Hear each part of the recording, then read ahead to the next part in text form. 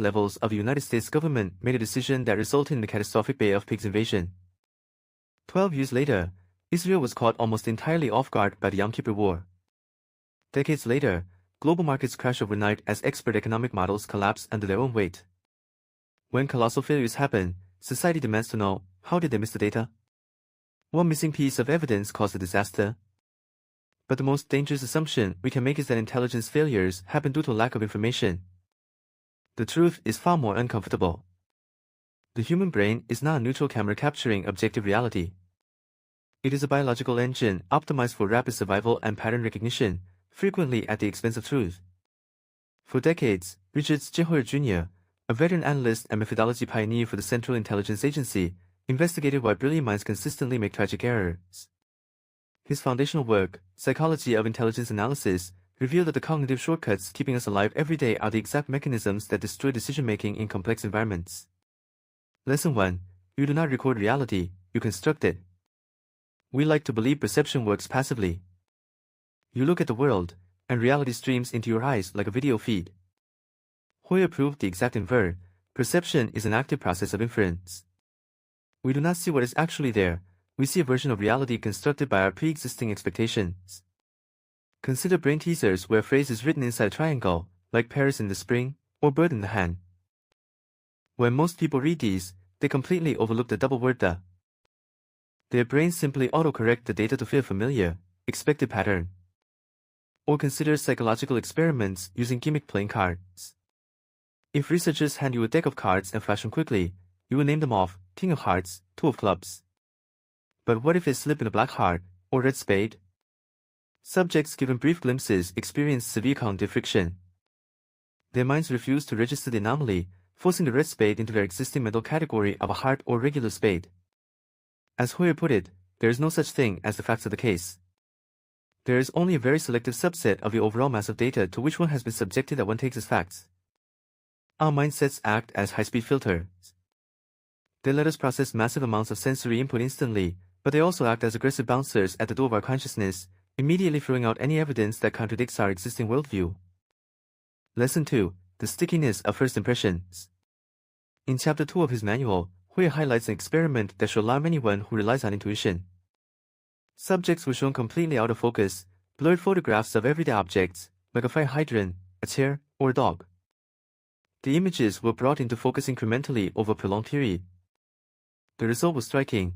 Subjects who watched the image slowly focus from the very beginning took significantly longer to identify the object than subjects who saw the image fresh at an intermediate, semi-blurred stage. Why does this happen? Because when we are exposed to ambiguous data, we instinctively form a tentative hypothesis. Once that mental image takes root, we unconsciously ignore subtle details that contradict it. The longer you stare at a blurry, developing situation, whether a shifting market or a geopolitical crisis, the more anchored you become to your original, incorrect impression.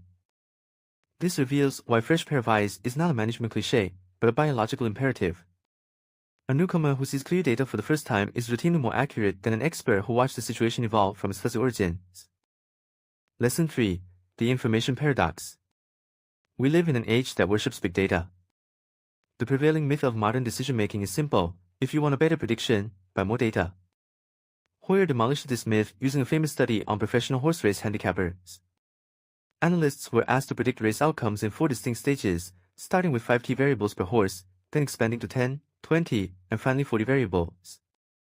When the experts had just 5 pieces of information, their predictive accuracy sat at 17%, and their confidence sat right around 19%. Their confidence and accuracy were well calibrated. But as they were flooded with 40 variables, their accuracy hit a brick wall. It flatlined at 17%. Their confidence, however, skyrocketed to over 31%. Adding 35 additional pieces of information per horse did absolutely nothing to improve their predictive accuracy. More data rarely makes us smarter. Instead, it provides a veneer of evidence that reinforces our confirmation bias. It makes us feel significantly more right without making us a single bit more accurate. Lesson 4. Biological hardware limitations and working memory. To analyze effectively, we must accept the strict physical constraints of human biological hardware. Cognitive science identifies the magic number 7. The average human brain can only hold roughly 7 variables in its active working memory at once. As the problem grows, the mathematical relationships between variables scale exponentially, not linearly. 4 variables produce 6 relationships. 8 variables produce 28 relationships. 12 variables explode into 66 interrelationships. The human brain literally cannot calculate these interactions simultaneously without crashing. How do methodology experts bypass these biological constraints? They externalize thought. In 1772, Benjamin Franklin described his prudential algebra, a system of mapping out pros and cons on paper, balancing weights over several days to clear mental bandwidth. By taking the problem out of your head and placing it onto paper or screens, you transform your pencil into a lever for the mind. You free up precious mental memory for analytical logic rather than raw data storage. Lesson 5. Kill your darlings with the analysis of competing hypotheses. When most people tackle mystery, they use a strategy known as satisficing, finding the first explanation that seems plausible and then gathering evidence to confirm it. Prior to the 1973 Yom Kippur War, intelligence analysts clung to a dominant strategic assumption: their adversaries would not strike until achieving air superiority. Because they were committed to this theory, they systematically dismissed overwhelming tactical evidence, including direct reports of massive troop movements, as routine military drills. The CIA's preferred antidote is the analysis of competing hypotheses. In true scientific rigor, you can never 100% prove a hypothesis is true, no matter how much supporting data you collect. But you can instantly disprove a hypothesis with a single contradictory fact. This method forces you to treat your favorite conclusions not as truths to defend, but as targets to eliminate. The winning hypothesis isn't the one with the most supporting arguments, it is the one left standing after you've tried your best to destroy them all. Richard Heuer's legacy teaches us that superior intelligence does not come from hoarding vast vaults of information. It comes from the continuous, rigorous refinement of the mental models through which we interpret the world. True cognitive power isn't unwavering confidence. It is the quiet courage to remain open-minded in the face of certainty. The next time you feel completely sure of a complex decision, stop and ask yourself the most vital question an analyst can ever ask: if I were wrong about my biggest conviction, what would be the very first sign?